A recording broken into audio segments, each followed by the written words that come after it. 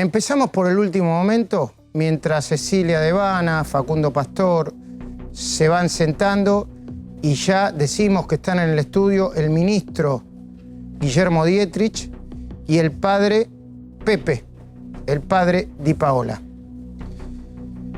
Atención, último momento. El dato que le faltaba a la guerra de los espías.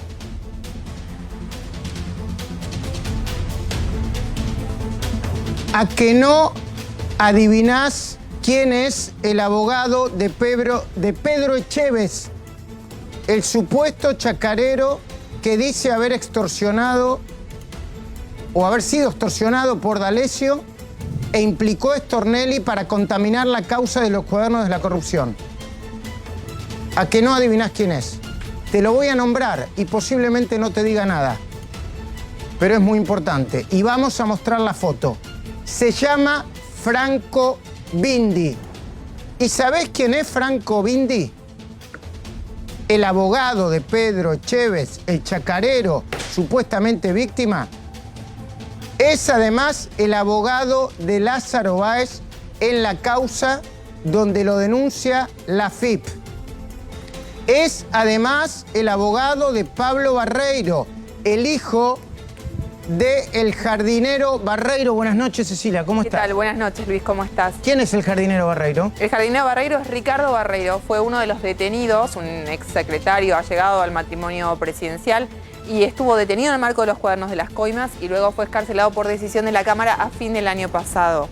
Bueno, Bindi, además de ser el abogado de Lázaro Báez, de Pablo Barreiro, el hijo del jardinero Barreiro, es abogado de Pedro Echevez y fue en su momento abogado de Leonardo Fariña. ¿Saben por qué echó Leonardo Fariña tanto a Franco Bindi como a Giselle? ¿Cómo se llamaba la abogada la abogada de Leonardo Fariña? Ya me voy a acordar, ¿eh? Giselle Robles. Robles. A Giselle Robles. Porque le enviaron ambos un escrito agrediendo al juez Casanelo y tratando de romper la investigación de la ruta de dinero K. Bindi, además, es socio de Elizabeth Gazzaro, la abogada de Lázaro Báez, que acusó falsamente a Casanelo de reunirse con Cristina Fernández. Franco Bindi es además muy cercano a Alan Bogado, un ex espía inorgánico, supongo, de la AFI del kirchnerismo. ¿No es así, Facundo Pastor? Claro, Alan Bogado, ¿cómo te va, Luis? Buenas noches. Alan Bogado aparece mencionado muy de cerca en la historia Nisman. Nosotros lo contamos en su momento. Bogado fue señalado como una suerte de agente de inteligencia inorgánico, con vínculos políticos, con algunos sectores del kirchnerismo. En su momento, la propia de la AFI, negó que Bogado trabajase formalmente para la Secretaría de Inteligencia, pero Bogado fue a una escribanía y publicó en una escribanía, o sea, certificó un escribano que trabajaba justamente bajo las órdenes de Jaime Estiuso en su momento. Por eso apareció vinculado en la causa Nisman, ¿no? Atención, este es otro capítulo de la guerra de los espías. Pedro Echevez, que a veces hacía llamar González, y que trabajaba con D'Alessio y con los ex comisarios de Gastaldi y Bogoliuk. Ricardo Bogoliuk. Entre otros, ¿no? Tiene como abogado, tiene hasta hace... A ver, nosotros tenemos el escrito en donde Pedro Echevez y el hijo de Pedro Echevez, ya procesados por el delito de servidumbre, son defendidos por Franco Bindi, el mismo abogado que tiene Lázaro Báez en la causa de la FIP. Franco Bindi, socio de Elizabeth Gazzaro, que anduvo sacando fotos en tribunales y que se presentó ante el juez Ramos Padilla. Vaya a saber para sacarse de encima qué cosa. Atención, Ramos Padilla, que esto no termine absolutamente al revés de cómo fue presentado, ¿eh? Todo esto demostraría que la operación contra Stornelli habría sido pensada desde hace muchísimo tiempo. Ese documento que estamos viendo es un documento electrónico donde se notifica a los doctores Bindi y Martínez que los imputados en la causa de servidumbre, la que tenía Pedro Echevez y su hijo, no recuerdo el nombre, Matías Echevez, eso certifica que Pedro Bindi es el mismo abogado de Lázaro Báez. Van a tener que seguir dando explicaciones y esto tiene que ver, y mucho tiene que ver, con el intento, a mi entender, de voltear la causa de corrupción más importante de toda la historia argentina, la causa de los cuadernos. Ya vamos a ampliar esta información y esta noche vamos a hablar obviamente de pobreza y obviamente vamos a hablar con el ministro Dietrich de... Yo me pregunto si con todas las malas noticias económicas habrá alguna buena noticia. Seguramente la encontrará. Pero quiero ahora mismo ir con el editorial. Acá hay un sacerdote, así que voy a ponerle al editorial toda la piedad que le pueda poner desde el punto de vista humano. No lo quiero meter al padre Pepe en camisa 11 varas porque vamos a hablar de otra cosa con él. Te vamos a intentar mostrar cómo, a pesar de que quizá no lo haga adrede, Cristina termina exponiendo a su propia hija Florencia. ¿Cómo y por qué Cristina expone a su hija Florencia? Vos sabés que la expresidenta dice que no quiere exponer a su hija, pero todos los días la expone un poco más. Todos los días lo hace un poco más. Cristina pide, y vos lo viste, a través de un corto, a mi entender casi de cine, necesita mucha edición, en blanco y negro, con la voz en off, demasiado baja, a mi entender, demasiado trémula, demasiado impostada, ¿por qué no? Pide que no se metan con su hija, que mejor se metan con ella. Brevemente, recordemos cómo lo hace. Estás escuchando esto porque, una vez más, en Comodoro Pi, no solo se violan los derechos de los ciudadanos y las ciudadanas, que somos opositores al gobierno de Mauricio Macri, sino que también se violan todos los derechos de nuestros hijos y de nuestras hijas. Mi hija, Florencia, producto de la persecución feroz a la que fue sometida, empezó hace ya un tiempo a tener severos problemas de salud. El brutal estrés que sufrió devastó su cuerpo y su salud. Es muy terrible para una joven que la acusen de haber ingresado a una asociación ilícita el mismo día que murió su padre, sí, el 27 de octubre del 2010. Los hijos se convierten en herederos forzosos de su padre por la ley, no porque quieran serlo. Y decidió hacer una consulta médica ya por el prestigio internacional que tiene el sistema de salud cubano, que como todos saben es de altísima calidad. Allí la revisaron y le indicaron que debía comenzar un tratamiento. En febrero volvió a viajar a La Habana para realizar un curso intensivo para guionistas de cine. No pudo siquiera iniciarlo porque cuando llegó luego del vuelo, su estado de salud... Bueno, ahí está. Y sin embargo, Cristina dice que no lo expone, y sin embargo, con sus decisiones no hace más que invitar a que no se deje de hablar de otro tema que el de su hija Florencia. Hoy mismo, por ejemplo, hoy mismo, vuelve a ser la noticia entre las más leídas lo que pasa con su hija Florencia. Y aunque repite que lo hace para protegerla y para cuidarla, sin embargo, en vez de protegerla y cuidarla, lo que termina logrando es el efecto contrario. Y supongo yo, aunque no soy psicoanalista, que lo hace de una manera no intencional, de forma inconsciente. No quiero pensar mal. Lo último que hizo Cristina para proteger, según ella, a Florencia fue divulgar un parte médico la semana pasada.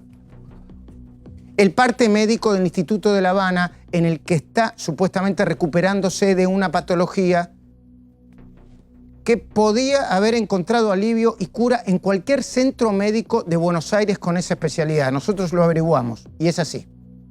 Cristina en esa oportunidad lo primero que hizo fue aclarar que lo divulgó ese parte médico no porque era su deseo, sino porque ella, su hija Florencia, así lo había pedido. Ahora vamos a llegar al análisis político. Pero Florencia está procesada y acusada de ser miembro de una asociación ilícita y de lavar dinero. junto a su madre y a su hermano, Máximo Kirchner, en 2 causas judiciales. Corregime, Cecilia, si no es así. Los Sauces y Otesur. La pena máxima que le cabría como partícipe de una organización criminal diseñada desde el Estado es aproximadamente 10 años. 10 años. 10 años.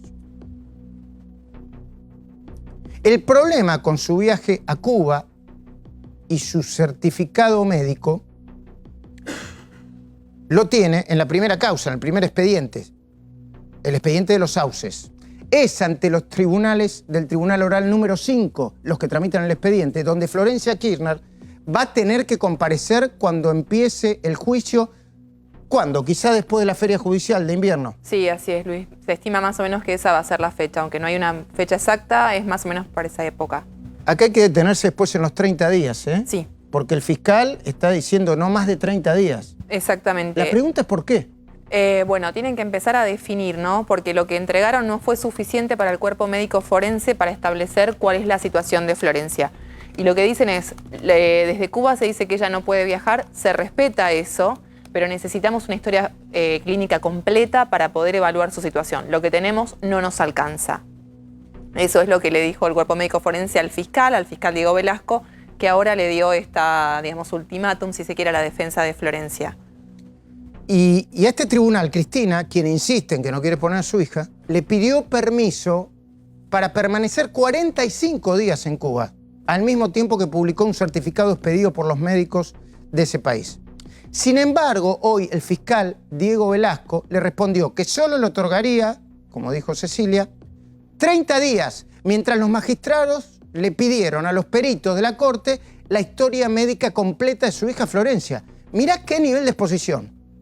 Los peritos quieren saber, entre otras cosas, si el certificado que presentó Cristina es válido, si la historia clínica está completa o es un recorte a medida, si Florencia, a pesar de su rehabilitación, podría viajar o no en avión, supongo, ¿no? Sí. Si eventualmente podría seguir el tratamiento en Argentina. De nuevo, Cristina dice que no quiere exponer a su hija, pero el viaje a Cuba está repleto de conjeturas lógicas. Lo hablamos el otro día con Sapsay. La primera conjetura es que Florencia no tiene fueros como si los posee su madre y su hermano Máximo. Y que si el tribunal oral confirma su responsabilidad penal, podría terminar en la cárcel, o sea, detenida. La segunda conjetura es que Argentina y Cuba jamás firmaron un tratado de extradición y eso implica que si Florencia no compareciera, nadie podría ir a buscarla con la fuerza pública, ¿no? No. Porque no hay tratado de extradición. La tercera conjetura es por qué Cristina y Florencia Kirchner eligieron precisamente Cuba y no la Argentina o los Estados Unidos, donde la dolencia que padece Florencia, ahora no recuerdo el diagnóstico, se trataría, dicen los especialistas, con la misma o mejor eficacia que la que se promete en Cuba, en la isla. Hasta ahora, toda la dirigencia política venía haciendo una interpretación muy cuidadosa y políticamente correcta sobre las verdaderas intenciones de Cristina. Pero ayer en la cornisa, Mariana Zubik fue muy crítica sobre la compleja situación. Lo de Mariana Zubik no es una opinión cualquiera. Ella conoce a Florencia y a Máximo desde chiquitos.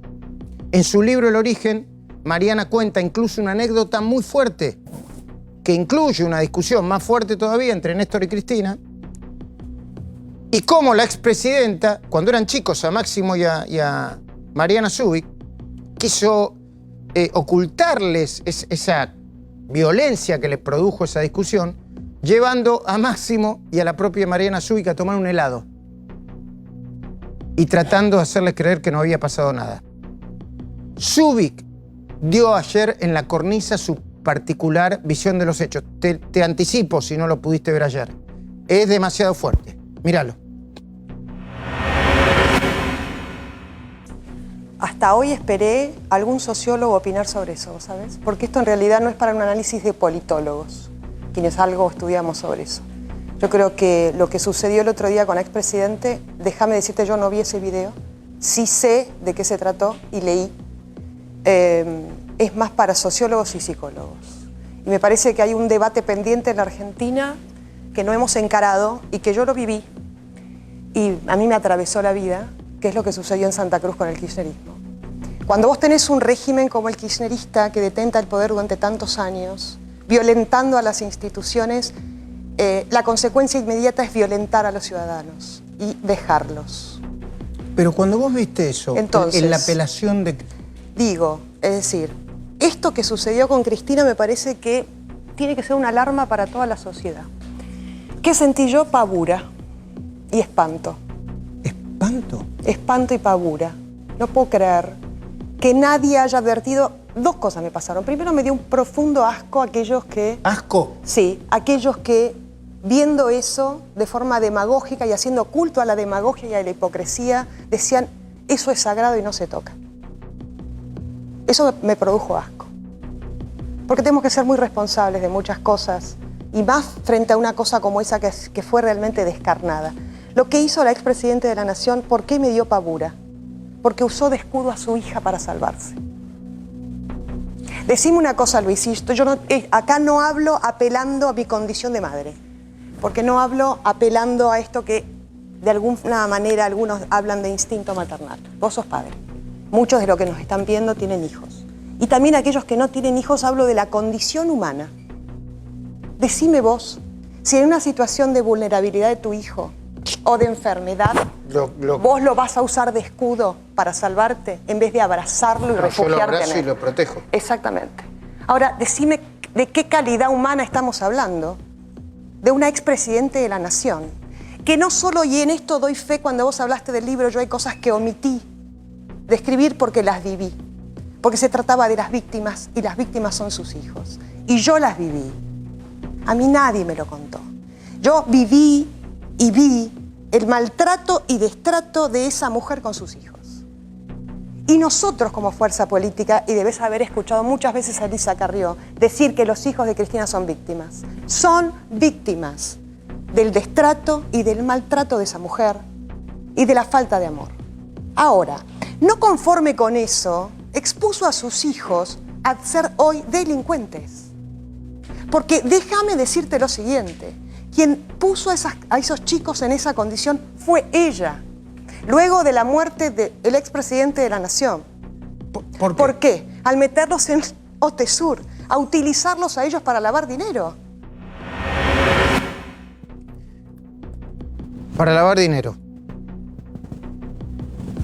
Dice Mariana Zubik. Hay que decir, para ser muy precisos, que Florencia Kirchner está procesada, tanto en Los Sauces como en Otesur, no por ser la hija de Néstor y Cristina, sino por firmar los balances y todos los libros contables, por tomar dinero como anticipos de honorarios, lo que constituye un delito, por comprar y vender propiedades, por realizar transacciones bancarias con el dinero de la empresa familiar.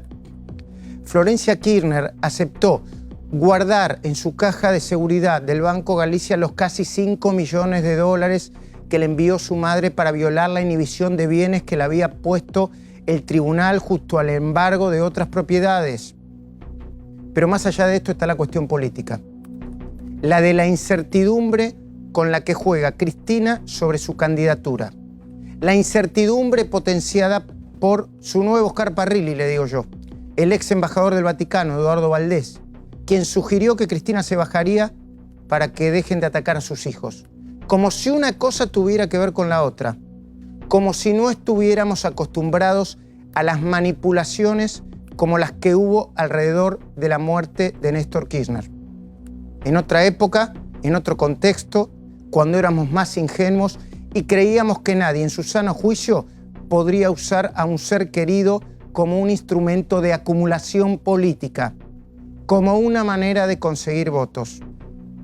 Ojalá que la manera en que Cristina está exponiendo a Florencia sea inconsciente, no intencional. Ojalá. Facundo Pastor tiene información nueva, de último momento. Nos vamos a ir a esa información y después yo me voy a ir a hablar con el ministro.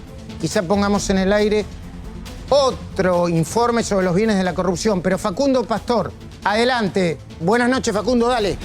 Hola Luis, ¿cómo te va? Buenas noches. Vamos a poner en pantalla un organigrama para preguntarnos cuántos espías hay en la Argentina. Ya que se está hablando tanto de espionaje ilegal, de un espionaje paraestatal, poco lo que se denuncia en las últimas horas. ¿Cuántos espías hay en la Argentina? Van a ver ustedes un organigrama que muestra todas los distintos organismos vinculados justamente a la inteligencia en la Argentina.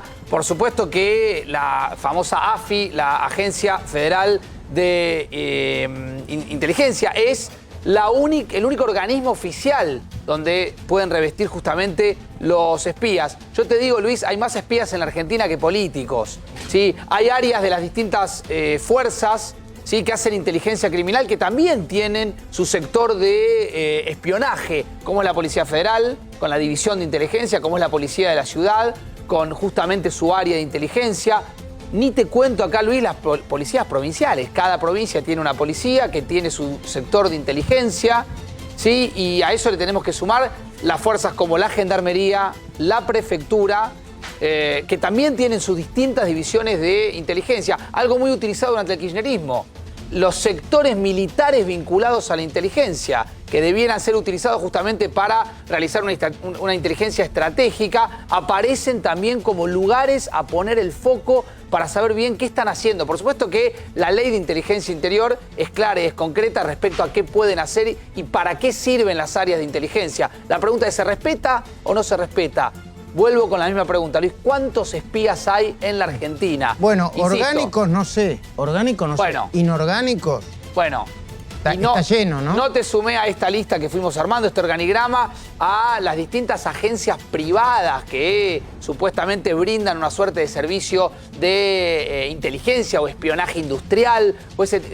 Y ahí alrededor de eso hay una suerte de descontrol, de anarquía respecto a lo que es la inteligencia, que por supuesto debiera servir para investigar el crimen organizado, para poder investigar cuestiones vinculadas al narcotráfico, a redes de trata con distintas modalidades, trata sexual, trata laboral. Bueno, sin embargo, aparentemente en la Argentina el espionaje se utiliza para otras cosas, Luis, y está más que claro que cuando uno empieza a recorrer los distintos estamentos en las distintas áreas y profundiza sobre actividades y sobre distintas irregularidades, se encuentra que hay un cierto descontrol. Por ejemplo, en las últimas horas se habla mucho de aquella causa del 2013, donde Sergio Massa fue víctima de espionaje ilegal durante el gobierno kirchnerista. Bueno, el espía que está detenido pertenecía a la prefectura. Bueno, por estas horas se vuelve a hablar de los... 18 años le dieron. Sí, bueno, se vuelve a hablar de los orgánicos y los inorgánicos, con lo cual me parece que hay un descontrol importante en materia de inteligencia. El único organismo estatal que depende del Ejecutivo es la Agencia Federal de Inteligencia, pero repetimos, cuando uno empieza a escarbar un poco se encuentra con distintos estamentos, distintos lugares que obviamente también tienen su grupo de espías. Padre Pepe, ahora vamos a hablar con usted. Muy vertiginoso el programa para su gusto. Sí. Bueno, pero usted tiene otros líos grandes, ¿no? También, sí. En donde está usted. Hoy se conocieron los índices de pobreza, los últimos, del Instituto Social de la Universidad Católica Argentina. Dentro de un ratito vamos a hablar de eso. Bien. Y un poco de narcotráfico también, ¿no? Más bien el trabajo que hacemos nosotros de prevención y recuperación. Así se dice. Gracias, padre, por venir acá. Bueno, ministro, buenas noches. Hola, Luis, ¿cómo estás? Bien. Está lleno de malas noticias económicas, ministro. Hay noticias de todo tipo. Hay noticias buenas que no invalidan las malas y hay noticias malas que no invalidan las buenas. Yo creo que estamos viviendo un proceso muy profundo en Argentina, que mucho de ello gira alrededor de tu editorial y la parte inicial del programa, que es pelear contra la corrupción, es el fin de la impunidad, es pelear contra el narcotráfico. Y eso es algo que va a ir impactando profundamente en los cimientos de esa Argentina que estamos construyendo entre todos, pero que también permite estas obras de infraestructura que estamos haciendo, que son realidades que son cada vez más palpables, que también va a ayudar enormemente este año, que vamos a tener una cosecha récord a la recuperación del campo, ese campo que fue tan golpeado el año pasado con la sequía. Por lo que yo lo que creo que entre todos tenemos que hacer ejercicio de no perder perspectiva, que tenemos problemas estructurales dramáticos, como el de la pobreza en Argentina, y que es una realidad muy presente, que estamos haciendo cambios muy profundos, institucionales, de federalismo, de pelea contra el delito y el narcotráfico, de hacer infraestructura de calidad con visión federal y sin robar, de una justicia independiente. Y todo eso está pasando, y todo eso es parte de ese proceso de cambio que eligieron los argentinos en el 2015, que nosotros hemos ido interpretando, no con muchísimos desafíos y muchísimas dificultades que hay que ir superando. Ahora, ministro, la semana pasada creo que usted tuvo un cambio o una discusión, creo, con una colega de una señal de cable, planteando la idea de que había que oponerle a la pobreza a la infraestructura o algo parecido. ¿Fue así? No tuve ninguna discusión, creo que yo recuerde. A ver, una cosa es que llamas infraestructura, pero la pobreza sigue creciendo y hay problemas de... Hoy yo leí los índices y me metí en los índices y hay problemas en el acceso a la alimentación y en la calidad de la alimentación. No, puede ser que lo que yo haya dicho es que la pobreza tiene distintas dimensiones. Lo que yo planteé en ese programa, que lamentablemente la cuestión de la pobreza no es una cuestión actual, sino que es un proceso que Argentina viene viviendo, en el cual no hemos tenido capacidad de resolverlo como país, y que la pobreza tiene distintos planos. En el 2015, Luis, en el conurbano, que la pobreza no empieza ni termina en el conurbano también, porque ahí muchas veces, lamentablemente, hay una confusión, había 600 kilómetros de calles de tierra donde circulaban colectivos. No es que había 600 kilómetros de calle de tierra, hay miles de kilómetros de calle de tierra en el conurbano, pero respecto a calles donde había recorrido colectivo eran 600 kilómetros de calle de tierra. ¿Qué significa una calle de tierra? Que cuando llueve el colectivo no entra. Cuando el colectivo no entra, la mamá no puede llevar a su hijo al jardín y por ende quizás no puede ir a trabajar. O el papá que tiene que ir a trabajar tiene que salir con botas puestas porque está todo embarrado, porque tampoco hay veredas. Caminar 10 cuadras, 5, 7, 8, hasta donde el colectivo pasa, que tampoco sabe, y meter las botas, esconderlas atrás de un arbusto, poner zapatillas, porque si no entra y enchastra todo el colectivo. Pavimentamos 400 kilómetros esas calles, Luis. Entonces, cada una de esas cuadras que pavimentamos, ¿qué permiten? Que la mamá pueda ir, llueva o no llueva, a llevar a su hija al colegio, que el papá pueda salir caminando de su casa. Entonces, lo mismo las cloacas, lo mismo el agua potable, lo mismo el gas. Vos me vas a decir, o lo mismo lo genera un metrobús. Vos me vas a decir, con eso, A, ¿resuelven la pobreza? No. B, ¿hemos resuelto todos esos problemas? No, porque son problemas de 30 años, pero sí, por primera vez después de mucho tiempo. Se están encarando, se está avanzando. Todos los días hacemos una cuadra nueva, todos los días una conexión de gas nueva, todos los días una conexión de agua potable nueva.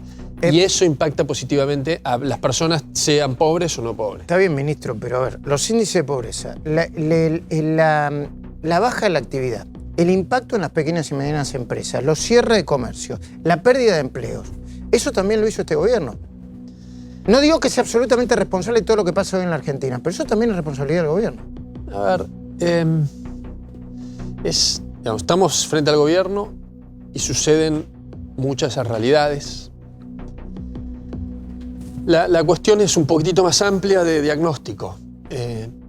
Lamentablemente, para salir de años de descalabros, donde sistemáticamente han pasado estas cosas, porque la realidad es que esta misma entrevista la podés haber tenido hace 5 años y era la situación similar, hace 7 años, hace 19 en el 2001 y era una situación dramática. Nosotros ahora estamos después de una devaluación, con más pobreza, con altísima inflación que no baja. En la cual ordenar todo esto requiere un esfuerzo que no es menor y que es el único camino para que podamos ir superando todas estas problemáticas.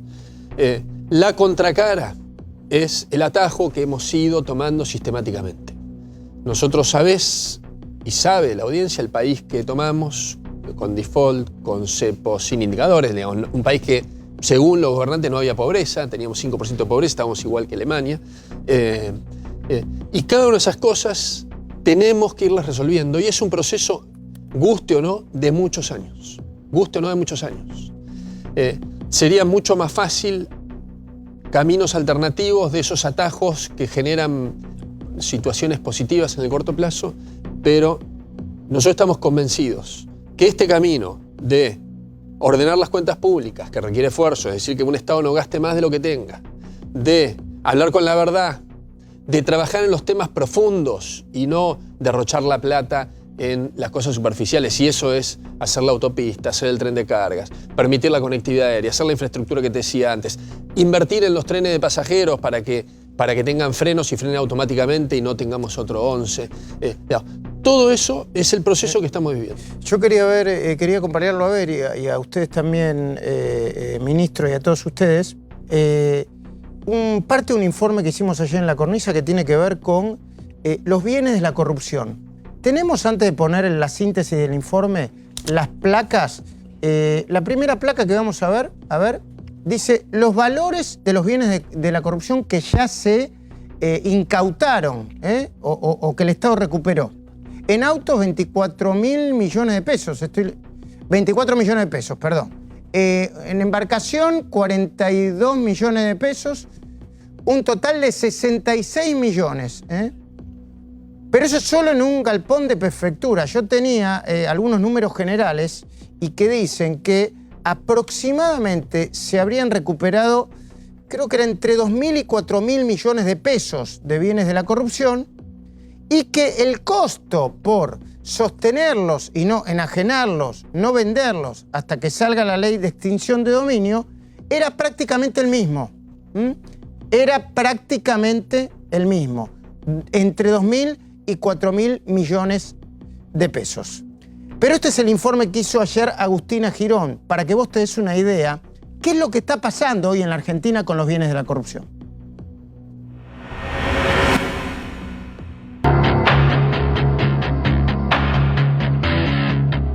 La prefectura tiene 72 predios en todo el país que albergan casi 1.000 vehículos y más de 240 embarcaciones. Son todos bienes recuperados de la corrupción, el lavado de dinero y el narcotráfico. Este es uno de ellos.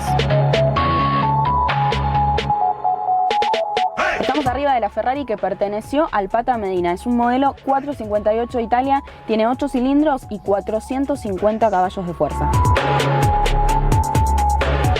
Esta Ferrari, que fue de la causa de Juan Pablo Medina, del secretario general de la UOCRA La Plata, es una Ferrari F458 y bueno, como pueden ver, de muy alta gama, ¿no?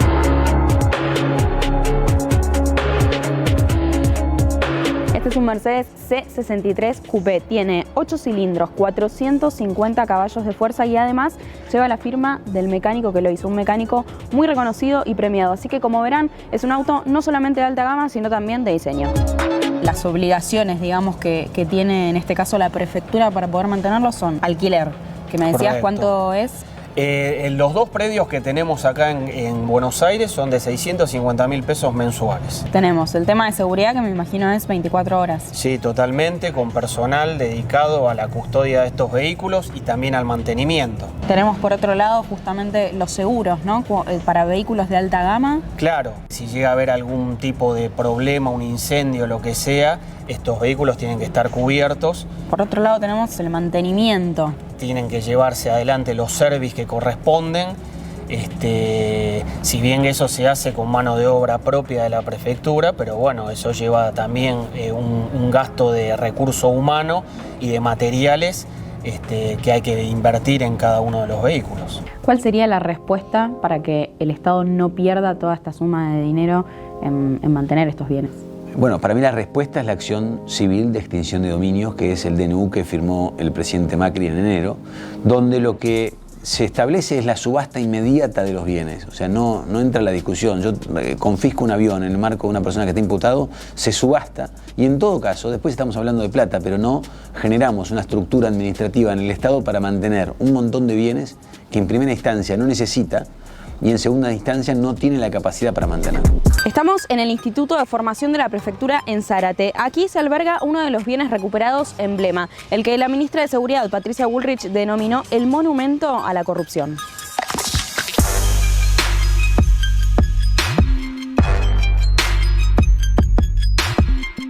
Este es el yate que pertenecía a Ricardo Jaime y es mencionado en la causa que investiga al exfuncionario por enriquecimiento ilícito.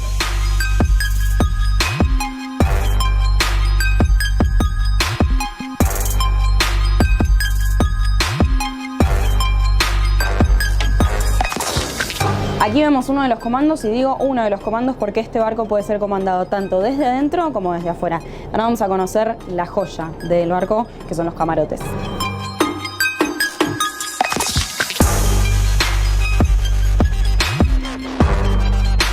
Esta es una de las suites principales. Tiene cama matrimonial, televisión con cable por satélite y además tiene baño privado.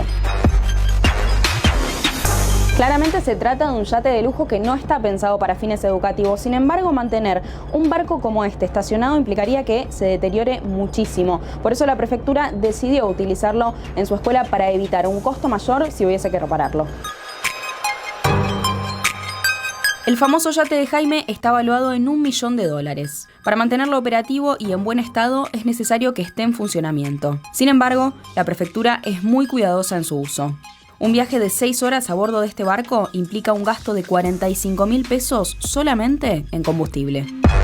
Y por eso yo digo que al final nos roban 2 veces. Nos roban cuando nos roban en el acto de corrupción, pero también nos roban cuando vamos a recuperar el valor de ese delito y vamos a terminar recuperando una 1/4 parte de lo que en realidad valía ese bien. Ahora vamos a volver con los bienes de la corrupción, pero hay una información de último momento y tiene que ver con la situación de Stornelli mañana. Atención, Cecilia Devana, Facundo Pastor, Cecilia Devana, vamos. Luis, atención con esto que vamos a anticipar aquí en 4 días, porque está empezando a generarse esta noticia, vamos a darlo como título, recién estábamos chequeando con Cecilia. Stornelli plantea por 3ª vez consecutiva, repito, Stornelli plantea por 3ª vez consecutiva la nulidad de la indagatoria ante Ramos Padilla porque está alegando otra vez cuestiones de incompetencia. Repetimos, el anticipo de A24, Stornelli está planteando por 3ª vez consecutiva la nulidad de la indagatoria ante el fiscal Ramos Padilla y alega la competencia. Exactamente, es el nuevo recurso, digamos, que le queda a Stornelli. Él había apelado primero la recusación del juez, no tuvo suerte. La semana pasada la Cámara Federal de Mar del Plata le dijo que era Ramos Padilla el juez competente de la causa. Así que ahora... Sí, resta saber si efectivamente ese título que ustedes ven abajo es realmente así. ¿Iría o no iría? Es decir, si está planteando por 3ª vez la nulidad, uno puede deducir que no iría. Nos estamos comunicando con el doctor Roberto Rivas, que es el abogado de Stornelli. No nos está confirmando hasta ahora que no iría, pero va de suyo que si está planteando la nulidad por una cuestión de incompetencia, no va a ir mañana a la indagatoria nuevamente, ¿no? Un brevísimo análisis político antes de seguir hablando con el ministro y después con el padre Pepe. Si mañana Stornelli no va, podría ser declarado en rebeldía. Pero el costo de ser declarado en rebeldía, evalúa Stornelli y su abogado, y yo creo que en Comodoro Pi también, es menor al que vaya y sea declarado inmediatamente procesado. Porque esto significaría un tsunami de nulidades que pedirían aproximadamente unos 60 involucrados, 30 y 30, entre funcionarios y grandes empresarios, en los cuadernos de la corrupción. ¿Se entiende lo que quiero decir? Stornelli habría tomado esta decisión junto con su abogado, y yo creo que a través de consultas también en Comodoro Pi, porque ir, presentarse y ser procesado implicaría automáticamente las nulidades de las causas. Ministro, discúlpeme, pero es información de último momento. Bueno, estamos hablando del costo de la corrupción. Sí, yo creo, Luis, este informe tiene muchas caras, que es parte de lo que hablábamos antes. Vos fijate, acá teníamos una Ferrari que decía el informe que era del Pata Medina. Pata Medina, sindicalista de la construcción de La Plata, que terminaba haciendo que las obras en La Plata costasen, más allá de la corrupción que había en la obra, el sobrecosto que generaba el Pata Medina, que eran del orden del 20 al 40%. Por lo tanto, cada cosa que se hacía en La Plata terminaba valiendo seguramente por lo menos el doble. Y acá estamos hablando de un sindicalista que está preso. Podemos hablar también del Caballo Suárez, otro sindicalista que estaba en el mundo de los puertos y las vías navegables, que es clave para la exportación de nuestros productos. ¿Qué productos? El producto que cultiva una persona en Tucumán, en Salta, en Jujuy, en Corrientes, y que por todo ese sobrecosto, esas mafias, ese producto no se podía hacer y esa persona quizás no conseguía trabajo ahí y terminaba en un barrio humilde del conurbano. Tenemos también el barco de Jaime, digamos, que el exsecretario de Transporte. Que te asquea verlo. Yo uso la oficina que era de Jaime. Gente que trabaja conmigo trabajaba con Jaime. Una persona que entró al gobierno nacional casi sin recursos propios y que se iba en avión los fines de semana a Córdoba. Y lamentablemente esta ha sido una de las matrices de la forma de funcionamiento del Estado durante mucho tiempo, no exclusivamente con el kirchnerismo, que es todo eso que no se generó, porque cuando escuchamos y leemos en los diarios todo esto de que llevaban 5 millones de dólares, 10 millones de dólares en un viaje en avión a Santa Cruz, ¿sabes cuánto vale un metrobús hacerlo? No tengo... 10 millones de dólares más o menos, 400 millones de pesos, 500 millones de pesos. Si es más largo, por ahí más, un poco más, si es más corto, un poquito menos. Ya, una de esas valijas es un metrobús. Un metrobús que le cambia el día a día a la gente que va a trabajar, que vuelve a trabajar, a 300.000 personas. Luis, un metrobús que hasta el año 2015 en la provincia de Buenos Aires no se había hecho uno. Nosotros a fin de este año vamos a tener 17 metrobuses hechos. Quiero hacer una última pregunta, ministro, agradeciéndole que haya venido. ¿Por qué no le dicen a la gente hacia dónde van a ir? Porque este es otro de los problemas. ¿Por qué no le dicen a la gente hacia dónde van a ir este gobierno? Yo creo que lo decimos, lo que por ahí no siempre lo que decimos es lo que uno está esperando. Estamos yendo hacia un país en serio y estamos convencidos que juntos podemos construir un país en serio.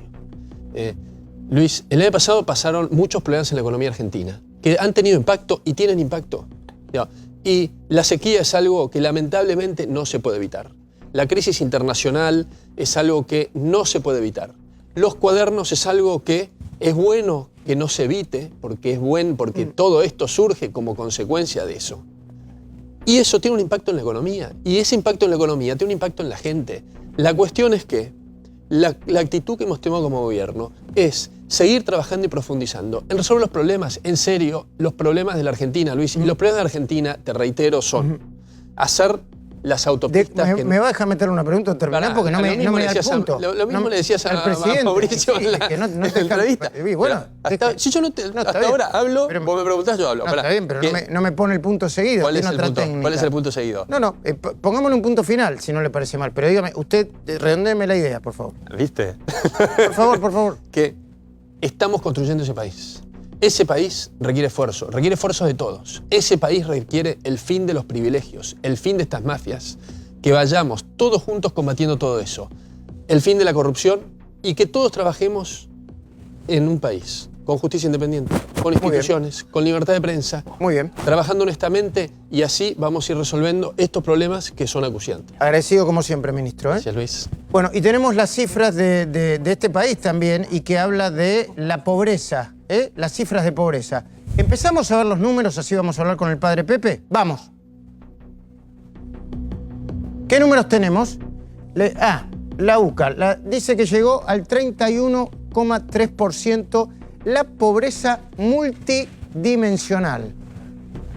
A ver, pobreza multidimensional medida por la UCA, total país, 2015, 27%, 2018, 31,3%. Gran Buenos Aires, 35,4%, en 2015, 41,1%. Hoy existen 12.700.000 argentinos con carencias, dice el Observatorio Social.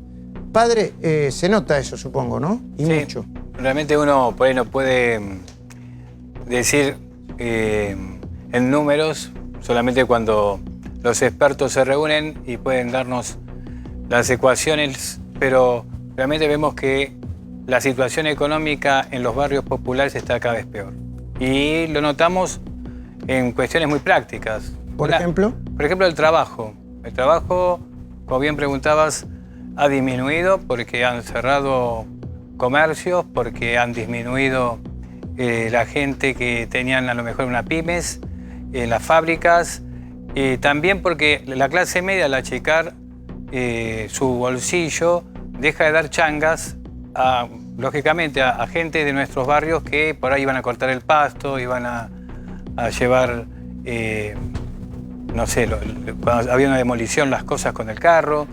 Creo que la situación a través del trabajo se puede medir como grave en este momento. O sea, hacía tiempo que Argentina no vivía una situación tan desastrosa en materia económica. No creo que este ¿Cómo gobierno... es su barrio? Cuénteme cómo es su barrio, padre, para los que no lo conocen. Es una villa común. ¿Dónde está? Yo estoy en la villa de León Suárez. Son barrios que son contiguos en el Gran Buenos Aires, que llamamos el Cordón del Río Reconquista. O sea, empieza... tiene varios partidos, yo estoy en el partido de San Martín, y realmente se nota un deterioro en la vida económica. Yo digo, en estos últimos años se perdió también cierta economía popular que se había dado y que se mantenía a través de la compra y de la venta, de gente que ponía a lo mejor un pequeño negocio para vender artesanía, para vender sándwiches, para vender pizza. Entonces eso hoy día no lo pueden hacer. ¿Y por qué se ha perdido eso? Cuénteme. Porque no hay dinero. O sea, No, digo, pero también... hay ganas de hacerlo, pero lo que pasa es que no hay oportunidades. O sea, sí, no, yo no niego que tengan ganas de trabajar y de salir la gente, por supuesto. No. ¿Qué cambió de acá? Antes había un poco de dinero para hacer incluso eso. Digamos, exacto. esa changa. Había como una... yo veía en el mercado, inclusive, que se daba dentro del mismo barrio. Hoy día eso ha disminuido. Y creo que, evidentemente, esto fue en estos últimos años. En estos últimos 3 años. Y realmente es, por eso digo, una situación grave que podemos palpar todos los días. Eso traducido después en el tema de la comida, en el tema de la gente que se acerca con alimentos, de la gente que vive en situación de calle. Nosotros trabajamos mucho con los chicos que están recuperándose de la droga en los distintos barrios. En eso realmente estamos haciendo un trabajo muy, como lo decía el Papa Francisco, cuerpo a cuerpo, porque decía que hay que trabajar ahí cerca del otro y realmente recibiendo la vida como viene, que es nuestro lema, es decir, no le ponemos ningún tipo de formulario, lo recibimos al pibe como viene. Y cuando el pibe viene con un alto consumo de drogas, ¿cómo combaten eso? Porque sé que tienen muchos problemas para hacerlo, sé que lo hacen, a veces con éxito, otras veces con... Sí. Pero que tienen problemas para hacerlo. Creo que lo más importante es que nosotros hemos empezado hace 11 años lo que llamamos los hogares de Cristo, que es la atención de centros barriales dentro del mismo territorio. Eso hace que el chico no tenga que ir lejos a buscar una solución. O sea, decimos, vení acá, esta es tu casa, y ahí empieza su proceso de recuperación. ¿Chicos de? 16 en adelante, en general, ¿no? Y ¿cuántos chicos tienen en esas condiciones? tenemos muchos. El otro día tuvimos un encuentro en Luján donde se juntaron aproximadamente unas 3.000 jóvenes de todo el país. Empezamos en la Villa 21 hace 11 años con el obispo Bergoglio. Hoy son más de 170 centros en todo el país, ¿no? Éramos solamente una experiencia que estábamos realizando de esta cercanía con los chicos, tratando de buscarle la vuelta en la recuperación. Y después se fue constituyendo en una especie de política dentro del territorio, porque fue asumido como algo positivo, la atención y del abordaje territorial que se hacía desde los hogares de Cristo, y hoy se llaman CACs, están distribuidos. CACs, porque son centros de atención comunitaria. Esa es la sigla. Exacto. Luis, me gustaría preguntar al padre, recién conversamos antes de entrar al aire, si a veces el narcotráfico le compite a las opciones que tienen los pibes en estos barrios, a las opciones de laburo, a las opciones de vida inclusive, ¿no? Sí, y sin duda. Creo que cuando la crisis es grande, pensar ¿El narcotráfico emplea a los chicos hoy? No, pensar en un chico realmente de 14, 15 años que realmente no tuvo posibilidades en su vida. Porque acá lo que hay que decir es que hay muchos chicos que han crecido sin posibilidades en estos barrios. O sea, lo que tratamos de hacer es recrear un tejido social que fue destruido mucho tiempo. Acá nosotros hablamos más de 40 años. Por eso le pedimos al presidente, en su momento, la emergencia nacional en prevención y en recuperación. La sacó, pero no fue contundente, ¿no? Fue algo que es pequeño. A nosotros nos dicen, bueno, el Seronar ayuda. Y es verdad, el Seronar ayuda ahora a los centros barriales nuestros. Pero justamente hace falta muchísimo más. Hace falta que cada villa tenga un centro barrial, hace falta que cada barrio pobre, que cada barrio popular, que los barrios que son edificios que no tienen absolutamente nada, puedan tener un centro barrial. Entonces, lo que hace falta es poner recursos del Estado. Nosotros trabajamos también, por ejemplo, sacando los documentos de los chicos. Tenemos un pequeño hospitalito donde los chicos que contrajeron enfermedades por estar en situación de calle, hoy día se los atiende en combinación con el Hospital Muñiz. Tenemos chicos que estuvieron en situación de calle, hoy día están bien, están estudiando, mismo en la villa nuestra están estudiando, están haciendo su primaria o su secundaria. Ahora, padre, ¿dónde ponen ustedes el límite entre el soldadito que está en una situación desesperante o que sencillamente, o que elige una opción mucho más fácil que la de, estudiar y trabajar con muchas dificultades, y los dealers, ¿dónde ponen ustedes el límite? ¿Y cómo lo combaten? Porque ahí debe haber de todo. No, nosotros nos dedicamos a combatir, porque realmente sabemos que el tema de la represión del narcotráfico no nos compete. Nosotros estamos en un territorio... Pero se llevan a su... No, pues nosotros estamos en un territorio descuidado por el Estado durante muchísimos años, y más con la problemática económica actual, en donde tenemos que generar comunidad. O sea, la comunidad organizada es la respuesta a los problemas de un barrio que necesita... Nosotros decimos las 3C, capilla, club y colegio, ¿no? Decimos, si funcionan bien la capilla, el club y el colegio, le das al pibe una especie de circuito, de círculo virtuoso, en donde tiene de dónde aferrarse. ¿Y ustedes tienen capilla, un club de barrio para jugar, y un colegio para jóvenes? Y un colegio para jóvenes. Sí, centro de formación profesional y también un CENS. Esto lo tengo en todas las villas que estoy trabajando, ¿no? Y quiero decir, y no se mete, y cuando se mete el dealer en el narcotráfico, ¿qué hacen? No, en general hay un respeto por el trabajo que se realiza. O sea, nosotros estamos trabajando por el barrio y eso lo reconoce cualquier habitante del barrio, como le pasa al cura que está en La Matanza, como le pasa al cura que está en la Villa Capital, y vamos sentando algo positivo dentro de un ambiente en donde muchas veces se le mintió a la gente, se le ofrecieron cosas que después no se dieron, en donde siempre pagan el costo, ¿no?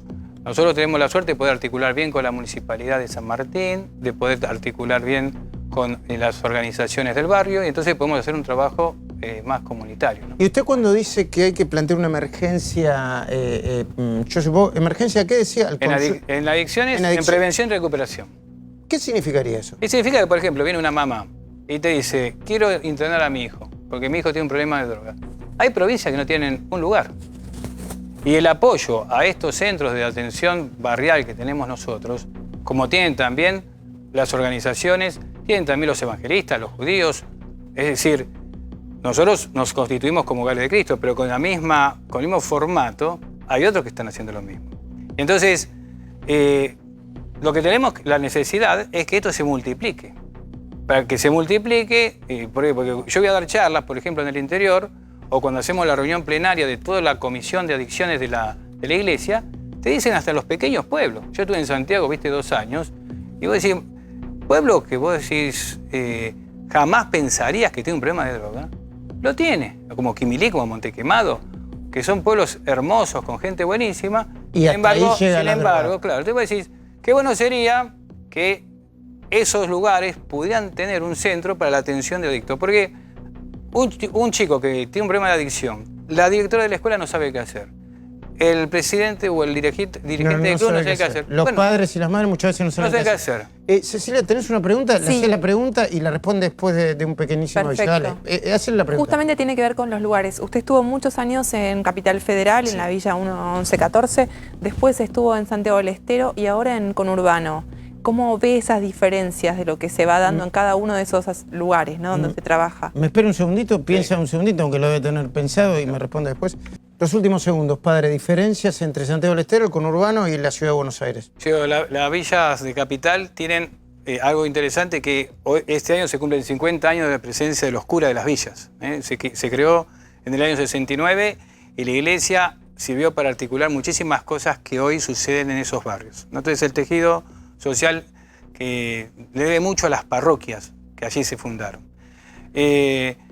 el Gran Buenos Aires es enorme, entonces tenés municipios, tenés territorios muy grandes y a veces muy difíciles de abordar.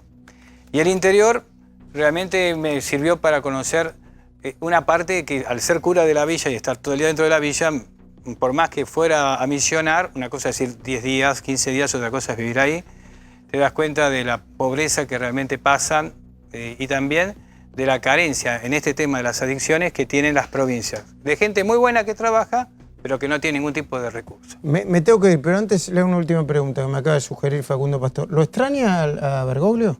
No, quiero que siga estando ahí porque está haciendo mucho bien a la iglesia. Estaba muy cerca usted, padre, ¿no? ¿Pero qué? Sí. Perdón, ¿no quiere que venga? Quiero que venga, pero quiero ¿Viene que... o no viene? Eso no sé. ¿Quiere que venga, pero...? No, quiero que venga, pero que siga con esta renovación que está dando a la iglesia y que a la iglesia que también, el otro día estaba preparando un tema de Laudato Si para dar en una de las universidades, iba a decir una encíclica que habla a todo el mundo, o sea, no solamente a los católicos. Sino en este momento es el guía espiritual del mundo. Eso nos enorgullece. Padre Pepe, gracias por haber venido. Gracias. Lo esperamos en cualquier otro momento cuando tenga ganas o cuando lo convoquemos. Gracias por la invitación. Quédense viendo hoy Checopar y después Luis Novarecio.